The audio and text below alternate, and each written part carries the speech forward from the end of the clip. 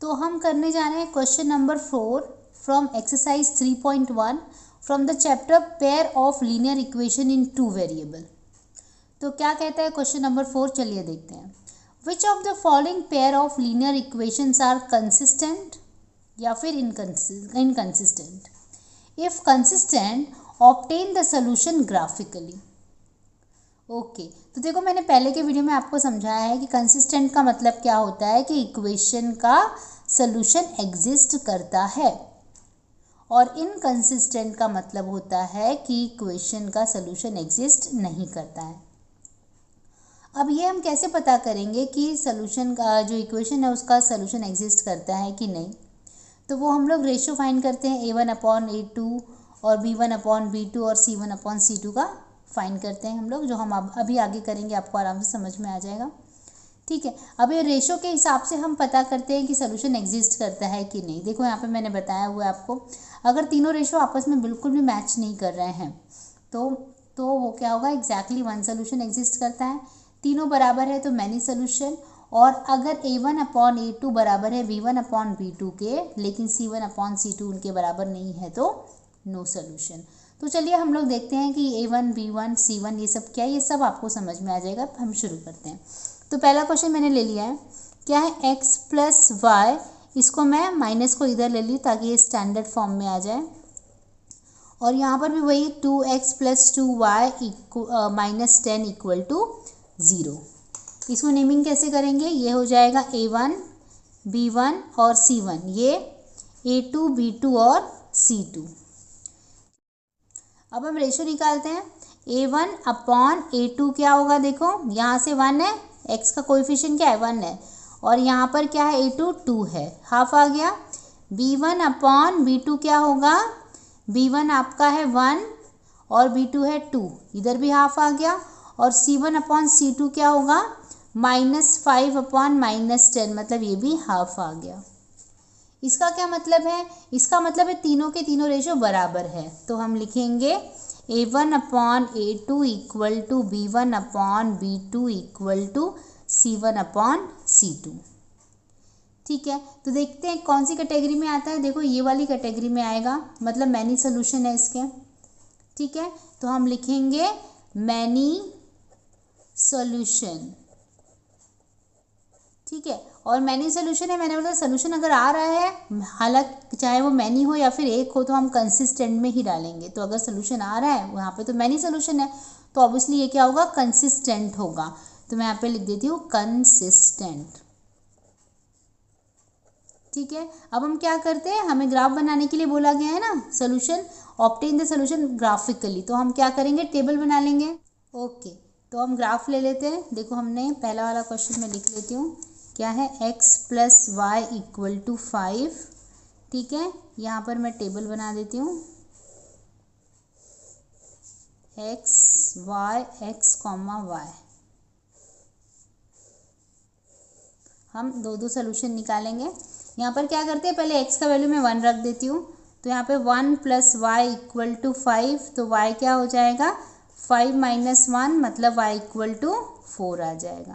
तो जब मैंने x इक्वल टू 1 रखा तो y मेरे को क्या आ गया, 4 आ गया। तो 1,4 है पहला सोल्यूशन। आप कुछ भी वैल्यू रख सकते हैं, आपको कुछ ना कुछ वैल्यूज़ मिल जाएगा y का, और आप अकॉर्डिंगली आपका ग्राफ बना लेंगे। और ग्राफ बिल्कुल गलत नहीं होता है, बस आप कैलकुलेशन बराबर से करिए। सेकेंड केस में x इज इक्वल टू मैं 2 ले लेती हूँ, x इज इक्वल टू 2। तो क्या होगा, यहाँ पर मैं 2 रखूँगी x की जगह पे, तो यहाँ पे हो जाएगा 2 प्लस वाई इक्वल टू 5। तो y इक्वल टू 5 माइनस 2, मतलब 3 आ जाएगा। तो जब x का वैल्यू मैंने 2 रखा तो y का वैल्यू मुझे 3 आ गया। तो ये क्या बना, 2,3।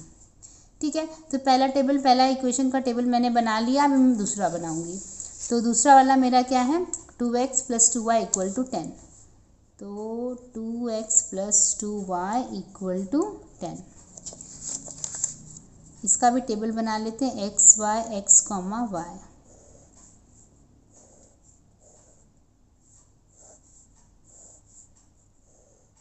ओके, तो अगर मैंने x का वैल्यू 2 रखा तो क्या होगा, देखो x यहाँ पे 2 रखूँगी ना, तो 2 into 2 plus 2y equal to 10। तो ये हो जाएगा 4 प्लस 2y इक्वल टू 10।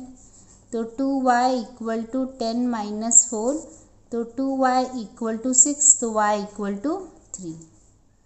तो फिर क्या हुआ यहाँ पर, जब हमने x का वैल्यू 2 रखा तो हमें y का वैल्यू 3 मिला, राइट। अब मैं x का वैल्यू 1 रख रही हूँ, x इज इक्वल टू 1 रख रही हूँ। यहाँ पर मैंने x इज इक्वल टू 2 रखा था, ठीक है। तो मैं यहाँ पर मैं क्या रखूँगी, 1 रख दूँगी। तो 2 into 1 plus 2y equal to 10, तो हो जाएगा 2 plus 2y equal to 10, 2y equal to 10 minus 2, मतलब ये हो जाएगा 8, 2y। तो फिर y का वैल्यू क्या आ जाएगा, 4 आ जाएगा, ठीक है। तो x का वैल्यू 1 रखा तो y का वैल्यू 4 मिला, तो 1, 4, तो 2, 3 और 1, 4। ओके, तो चलिए हम लोग उसका ग्राफ बनाते हैं।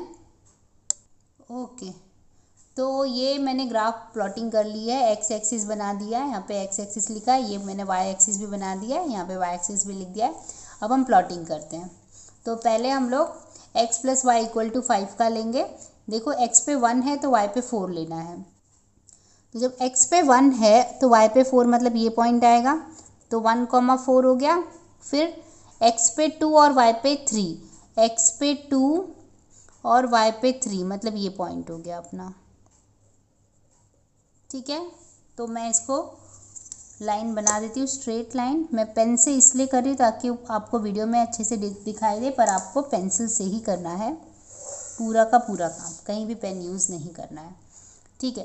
तो ये हमारा x प्लस वाई का बन गया। अब हम लोग 2x plus 2y equal to 16 का बनाएंगे। देखो x जब 2 है तो y 3 है, x जब 2 है तो y 3 है, मतलब यही पॉइंट आ गया सेम, ठीक है। दूसरा क्या है, x जब 1 है तो y 4 है, x जब 1 है तो y 4 है, तो मतलब उसी पे पॉइंट आ गया। तो इसका मतलब ये इसी पॉइंट के ऊपर दूसरी वाली भी लाइन आ रही है, ठीक है। इसका मतलब इसके बहुत सारे सोल्यूशन हैं, तो हम यहाँ पे जस्ट लिख देंगे मैनी सॉल्यूशंस, मैनी सॉल्यूशंस, ठीक है। आई होप आपको समझ में आ गया है। अभी हम लोग आगे का करते हैं। ओके, अभी हम लोग सेकेंड क्वेश्चन कर लेते हैं। इसको पहले मैं स्टैंडर्ड फॉर्म में लिख देती हूँ। तो ये होगा x minus y minus 8 equal to 0, और ये होगा 3x minus 3y minus 16 equal to 0। Naming कैसी होगी, ये हो जाएगा A1, B1, C1, और ये हो जाएगा A2, B2 और C2। अब हम रेशो निकाल लेते हैं।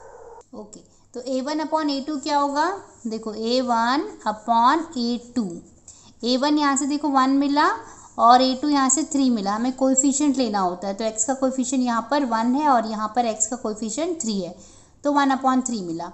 अब हम लोग B1 अपॉन B2 निकालते हैं। तो B1 हमारा -1 है और B2 हमारा -3 है, मतलब ये कितना हुआ 1/3, माइनस माइनस कैंसिल हो जाएगा, ठीक है।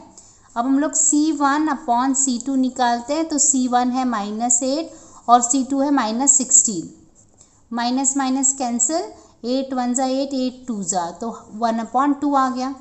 तो क्या कंक्लूड किया कि A1 अपॉन A2 बराबर है B1 अपॉन B2 के। A1 upon A2 is equal to B1 upon B2, लेकिन वो C1 अपॉन C2 के बराबर नहीं है। तो किस कैटेगरी में आएगा, देखो ये वाला कैटेगरी जो थर्ड वाला है, जहाँ पर A1 अपॉन A2 बराबर है B1 अपॉन B2 के, लेकिन C1 अपॉन C2 उनके बराबर नहीं है। तो यहाँ ये क्या बनता है, नो सोल्यूशन, ये होता है नो सोल्यूशन। तो ये क्या होगा, इनकंसिस्टेंट।